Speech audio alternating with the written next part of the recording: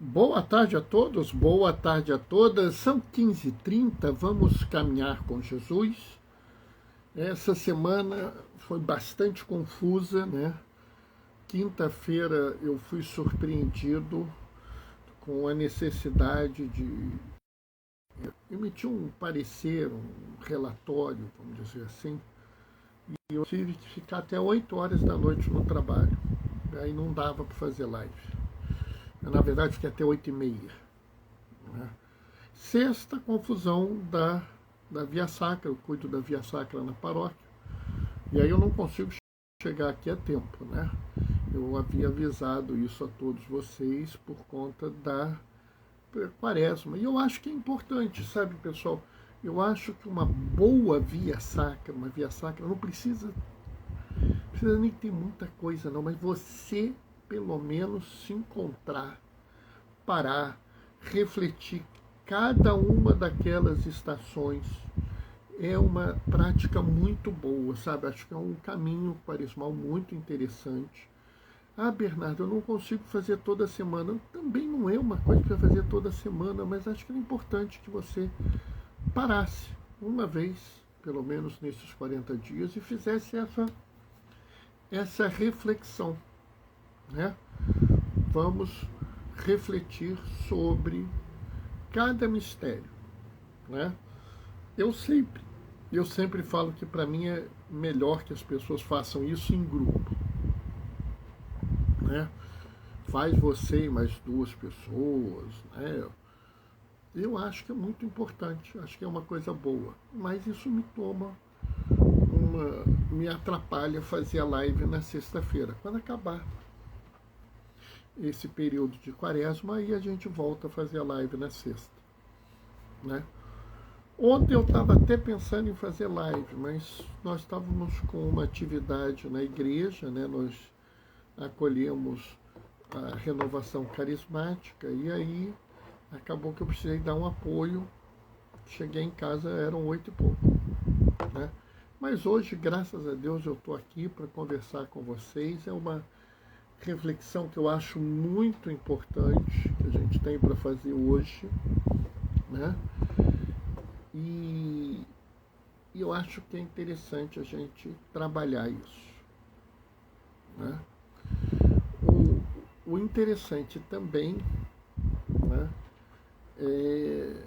é a gente atualizar a parábola da figueira, né, que normalmente as pessoas não atualizam, mas que tem uma coisa que vale a pena ser vista. Né? Então, nós vamos trabalhar essa questão junto com as outras leituras de hoje. Segunda-feira tem live, terça-feira eu não vou conseguir fazer live. Pessoal, me enrolo novamente. Né? Preparação da Semana Santa na paróquia. Né? E a gente precisa reunir a comunidade, porque não existe fazer uma celebração da Semana Santa do eu sozinho. Né? Até o próprio pedido do Papa Francisco para uma igreja em saída, uma igreja sinodal, implica na gente conversar, coordenar, fazer um acordo. Né? Então isso sempre exige que a gente se reúna, que a gente faça conversas, acertos. Né? Então vou fazer isso na terça-feira de noite. Eu vou sair do plantão e vou direto para a reunião. Né? É uma correria só. Então a gente vai nessa atividade. Hoje, domingo, a gente vai fazer a leitura do Evangelho, como sempre. Né? Mas eu vou usar as 3 leituras. A primeira leitura, a segunda leitura e o Evangelho. Diferente do que eu faço nos outros dias da semana. Né? Nos outros dias da semana eu normalmente trabalho só uma leitura, quase sempre o Evangelho. Né? Chegou alguém, oi JR, boa tarde, paz e bem. Né? Durante a semana, como eu estava falando, eu faço sempre uma leitura, quase sempre eu faço o Evangelho. Já teve algumas lives que eu não fiz.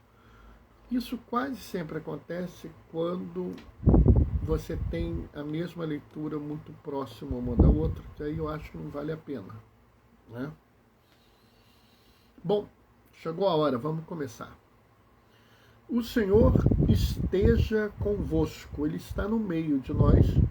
Proclamação do Evangelho de Jesus Cristo segundo Lucas. Naquele tempo vieram algumas pessoas trazendo notícias a Jesus a respeito dos galileus que Pilatos tinha matado, misturado o seu sangue com os dos sacrifícios que eles ofereciam. Jesus respondeu: Vós pensais que estes galileus eram mais pecadores do que todos os outros galileus por terem sofrido tal coisa? Eu vos digo que não. Mas, se vós não vos converterdes, irei morrer todos do mesmo modo.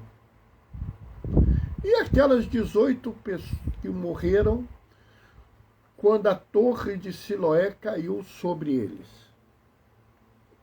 Pensais que eram mais culpados do que todos os outros moradores de Jerusalém? Eu vos digo que não. Mas se vós não vos converterdes, ireis morrer todos do mesmo modo. E Jesus contou uma parábola. Um certo homem tinha uma figueira plantada na sua vinha. Foi até ela procurar figos e não encontrou. Então disse ao vinhateiro: Já faz 3 anos que venho procurando figos nesta figueira e nada encontro. Corta, porque ela está inutilizando a terra. Ele, porém, respondeu: Senhor, deixa a figueira. Ainda este ano vou cavar em volta dela, colocar adubo, para que venha dar frutos. Se não der, então tu a cortarás. Palavra da salvação. Enquanto eu estava lendo, a Rafaela entrou. Paz e bem, Rafaela. Sabe, pessoal, essa leitura do Evangelho é uma leitura muito interessante. E a parábola da figueira é muito lida na época da Quaresma, que é a época que nós estamos vivendo. E aqui tem algumas coisas que a gente precisa fazer uma reflexão, né? É óbvio que o conjunto dessas 3 leituras poderia fazer uma reflexão de horas, mas eu não vou fazer isso com vocês.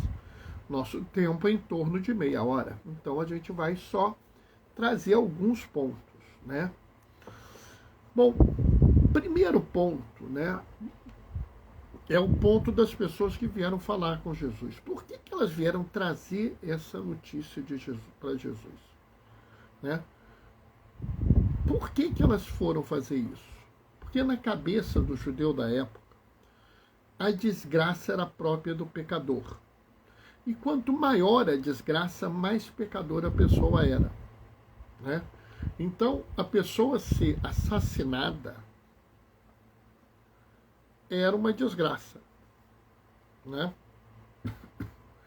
E aqui nós estamos lidando com uma pessoa que as pessoas não têm assim ideia. Vocês não têm ideia. Nós estamos falando de Pôncio Pilatos. Pôncio Pilatos era um sujeito mau, cruel, desumano, entendeu? Era um ditador bestial. Ele não tinha nenhum problema. Se ele soubesse que você estava falando mal dele, ele tranquilamente pegava um grupo de soldados, matava a sua família inteira na sua frente e depois te matava. Ele não tinha nenhum escrúpulo, não tinha nada de bom naquele homem. Tá? Ele era o típico romano que oprimia uma população. E, pelo jeito, alguns galileus andaram irritando Pôncio Pilatos, ele foi lá e matou as pessoas. E, não satisfeito em matar as pessoas, ele misturou o sangue das pessoas, né? Misturou as pessoas, ou o sangue das pessoas, com o sangue dos animais. Isso, para aquelas pessoas, era um horror. Porque para o judeu da época, quando se misturava o sangue de uma pessoa com o sangue de um animal, se tornava a pessoa impura. Na verdade, a pessoa não poderia nem ser enterrada nos cemitérios que existiam, né, nas necrópolis que existiam naquela época. Ela teria que ser enterrada fora da cidade, escondida, não poderia ter nenhum indicativo de onde a pessoa foi enterrada. E aí o pessoal foi falar com Jesus achando que Jesus ia condenar essas pessoas. E aí Jesus não condena essas pessoas. Jesus não diz, não, mas esses são ruins. Ele fala, eles são tão ruins quanto os outros galileus. E ele pega mais pesado ainda. Sabe aqueles 18 que morreram quando a torre caiu na cabeça deles? Eles moram em Jerusalém. Vocês acham que vocês que moram em Jerusalém são lindos, maravilhosos, perfeitos e santos. Mas vocês não são. E esses 18 que morreram são tão culpados quanto os outros moradores. Ou seja, Jesus não só disse que não é a forma como você morre que determina se você é uma boa pessoa ou não, como disse que os galileus, que na maioria eram pagãos, não eram piores que os habitantes de Jerusalém, que na maioria eram judeus. Ele deixou muito claro para todos nós que a forma como a gente vive é o que interessa para Deus. Oi, Luke, boa noite, paz e bem. Mas aí ele conta a história da figueira, né? Figo, na época de Jesus, era uma fruta que todo mundo gostava. Era um negócio assim, como hoje em dia a gente tem a banana, a maçã, né? Que todo mundo gosta, era o figo. Então era muito comum ter figo nas plantações, né? Boa tarde, paizão. Boa tarde, Luke, meu filho querido. Sabe, pessoal? Então era totalmente esperado ter figo lá. E o cara foi pegar o figo na figueira e não tinha figo. E ele queria cortar a figueira. Mais ou menos como as pessoas queriam fazer com esses galileus e com esses judeus. Corta! Ah, fulano não morreu, ah, fulano é ruim, corta ele. Não tem chance nenhuma, passa a régua. E vem o vinhateiro. O vinhateiro é uma imagem muito comum de Jesus, né? Não, senhor, espera um pouco. E aí ele propõe uma coisa. E aqui eu quero ir para a primeira leitura, né? A leitura do livro do Êxodo, onde Moisés estava vivendo a vida dele ali, tranquila, cuidando do rebanho do sogro dele, Jetro. Ou seja, ele estava no dia a dia, ele estava na construção habitual do dia a dia, né? Não estava fazendo nada de extraordinário. E Deus aparece para ele. E é muito interessante que todo mundo se fixa na sarça ardente, que é uma imagem fantástica, né? Um arbusto pegando fogo e não sendo destruído é um negócio inacreditável. Tinha que ser Deus mesmo, né? Mas eu quero lembrar uma outra coisa. Vocês prestaram atenção na fala de Deus para Moisés? Quando Deus se identifica para Moisés, como ele se identifica? Ele vira e fala assim: eu sou o Deus de teus pais, o Deus de Abraão, o Deus de Isaac, o Deus de Jacó. Ou seja, Deus se apresenta para Moisés, narrando a história de Moisés. Nota isso? Ele não virou e falou assim: olha, Moisés, você é filho de chocadeira, eu sou teu Deus. Não, ele falou assim: Moisés, eu sou teu Deus, mas eu sou o Deus do teu pai. Eu sou Deus de Isaac e Jacó. Eu sou o Deus do Abraão, o pai de todos os filhos. Né? Entendem isso? Quando Deus se apresenta como Deus a Moisés, ele se apresenta mostrando que ele é uma pessoa que existe na história. Oi, Ricardo Franco. Boa tarde, paz e bem. Ele se apresenta como um Deus que existe na história. Ele não é um Deus apartado da vida do povo. E ele tanto não é um Deus apartado da vida do povo, que eu quero chamar a atenção para vocês, para os verbos que vêm a seguir. Ele fala: eu sou o Deus dos seus pais, o Deus de Abraão, o Deus de Isaac e Deus de Jacó. E ele segue logo em seguida: eu vi a aflição do meu povo. Olha que ele fala exatamente isso. Eu vi a aflição do meu povo, ouvi o seu clamor por causa da dureza dos seus opressores. E depois ele fala: eu desci. Observe bem, ele fala aqui claramente: desci para libertá-los da mão dos egípcios. Deus não existe apartado de nós. Deus não está separado de nós, alheio à nossa vida e à nossa história. Pelo contrário, Deus conhece a nossa vida, conhece a nossa história, conhece os nossos limites, as nossas dificuldades, conhece o nosso sofrimento e conhece aqueles que oprimem o povo. Ele fala claramente aqui: eu vi a aflição, eu ouvi o clamor pela dureza dos egípcios que oprimem o meu povo, e por isso eu desci para libertá-los. É muito interessante porque no Evangelho nós temos um povo estranho, opressor. Na primeira leitura, o Egito; na segunda leitura, é Roma. Os romanos, o Império Militar Romano. Na primeira leitura, o Império Militar Egípcio. Duas grandes máquinas de guerra, de morte, de destruição e de opressão.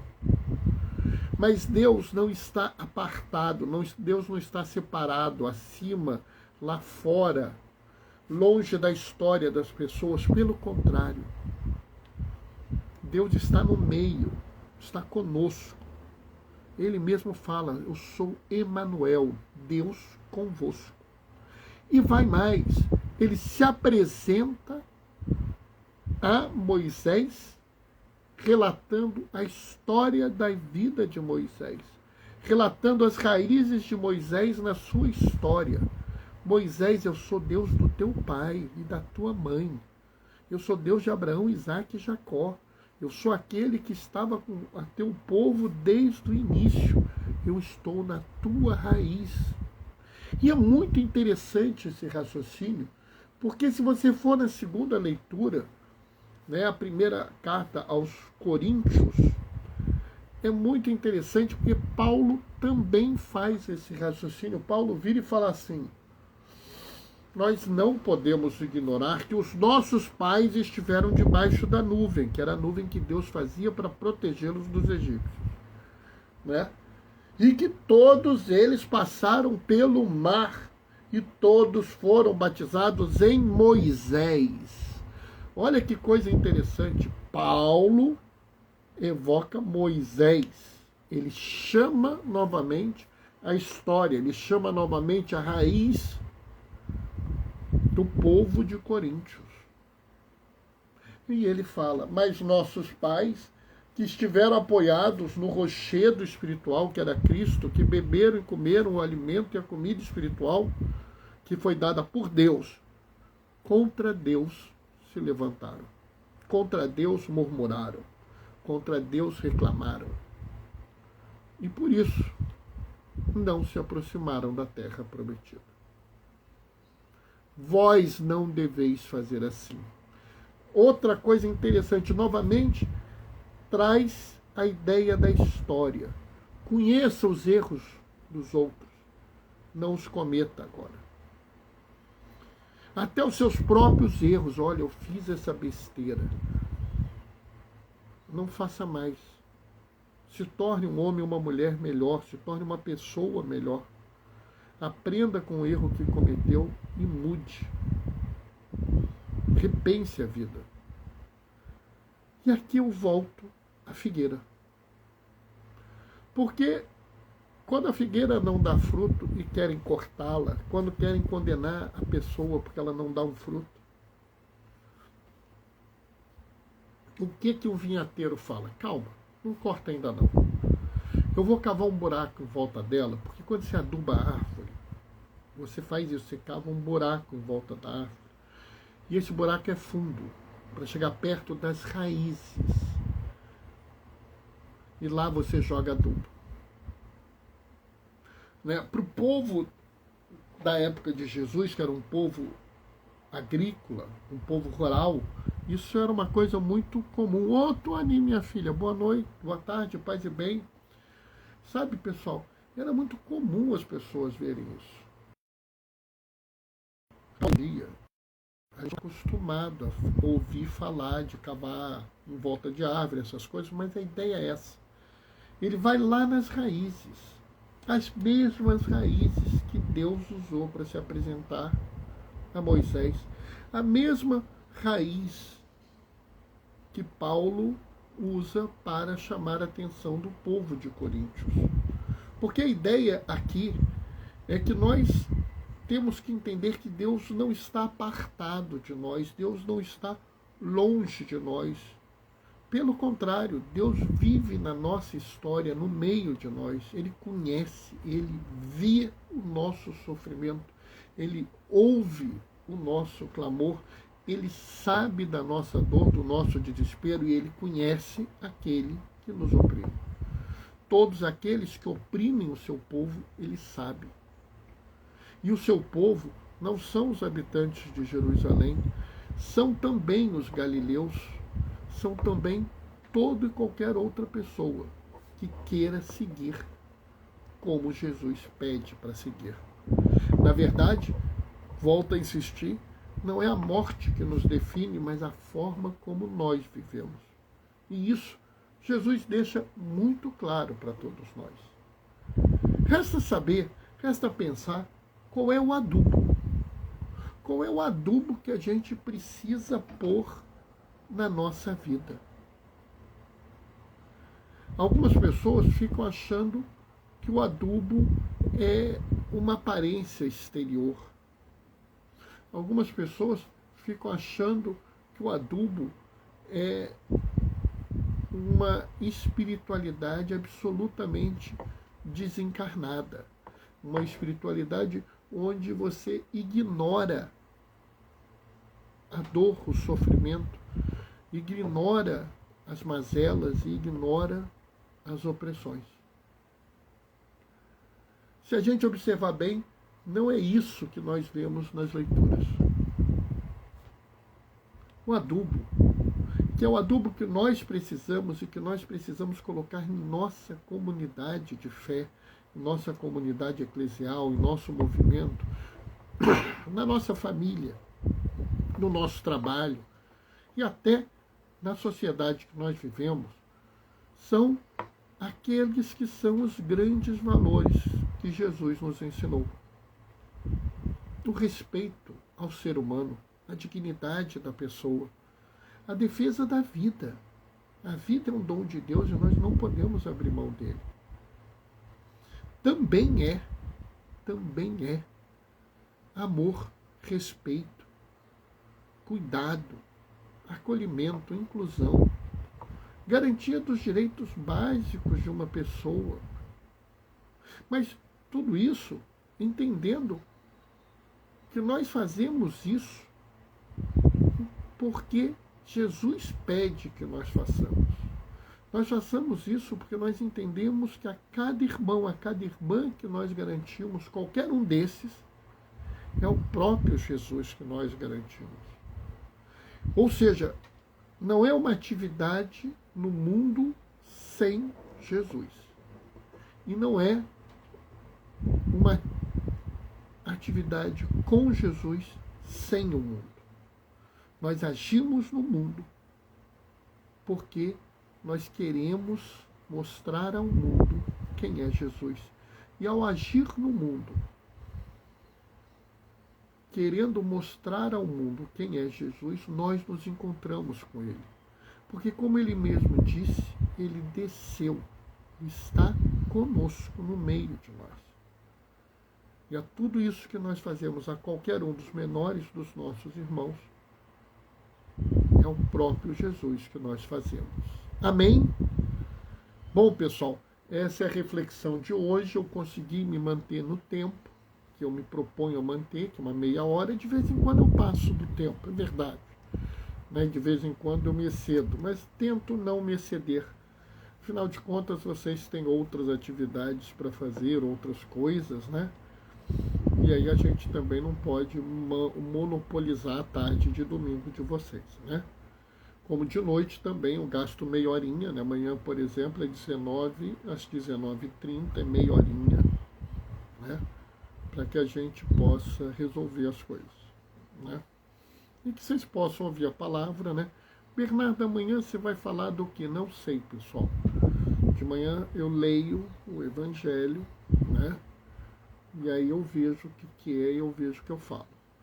O que pode acontecer, aconteceu já algumas vezes, é que a leitura do Evangelho era muito próxima de uma outra, de uma mesma leitura igual, eu troquei. Isso aconteceu poucas vezes durante todas as lives, mas já aconteceu, né? Interessante, estava me lembrando agora, no Evangelho, causa muita espécie, porque o sangue do sacrifício se misturou com o morto. Isso torna o morto impuro. Para vocês verem como Jesus é uma novidade, é uma eterna novidade, e como Jesus muda o significado de tudo. Um dos santos da minha devoção, que é Dom Oscar Romero, ele morreu em forma semelhante. Após ter bradado contra um regime opressor, um regime de morte, no dia seguinte, enquanto consagrava as espécies sagradas, no meio da missa, ele foi baleado e morto. E ao cair sobre o altar, o sangue dele se mistura com o vinho consagrado, com o sangue de Jesus. Se outrora, na época de Jesus, a mistura do sangue dos galileus com o sangue do sacrifício os tornava impuros, hoje, quando nós seguimos com Jesus, nós sabemos que aqueles homens e mulheres que se dispõem a, como Deus fez, ver a aflição, ouvir o clamor e descer para libertar homens e mulheres da opressão, se o nosso sangue se mistura com o santíssimo sangue, com o sangue do maior e mais importante sacrifício, nós nunca seremos impuros. Pelo contrário, ao nos misturar com o sangue de nossos irmãos e irmãs que sofrem, que são perseguidos e afligidos pelos males do mundo, pelos governos e pelas pessoas que cultuam a morte e a opressão, que o nosso sangue, ao ser derramado, nos tornará puros e não impuros. Eu vou me despedir de vocês, dando a minha bênção e pedindo a intervenção de Oscar Romero na vida de vocês. Que vocês tenham a mesma experiência de fé que ele teve. Não a do martírio, mas a de uma verdadeira conversão. O Senhor esteja convosco, Ele está no meio de nós. Por intercessão de Oscar Romero, desça sobre vós e permaneça para sempre. A bênção do Deus Todo-Poderoso no amor, Ele que é Pai, Filho e Espírito Santo. Glorifiquem o Senhor com a vossa vida. Vamos em paz. Vamos com confiança. Até amanhã, 19h30. Até lá, beijos e bênçãos. Tchau, tchau.